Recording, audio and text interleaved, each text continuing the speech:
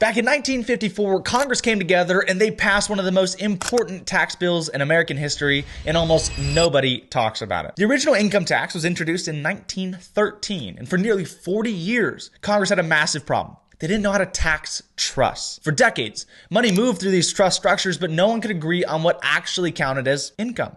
There was no clear rule, no consistent framework. So in 1954, Congress came together and they stepped back in. They passed what we now call Subchapter J of the tax code. On the surface, it looks boring. It's just the section that talks about trusts. But buried inside of Subchapter J was a quiet admission. Congress admitted they couldn't define income inside of irrevocable trust on their own. So instead of forcing a federal definition, they made a different choice. They said, hey, we're just going to follow fiduciary law. In plain terms, it means the rules of the trust and the law of the state come first. The federal government comes second. That single decision changed everything. Because now, trust income wasn't being defined by politicians or federal agencies. It was being defined by the fiduciary of the trust, the trustee. And Congress understood exactly what they were doing. They understood trusts because they used them. They were trustees of family trusts and estate trusts, long-term structures designed for generations. This wasn't about breaking the law. It was about writing the law around their fiduciary structures. That's why this history makes people uncomfortable, because most people were taught that the IRS decides everything.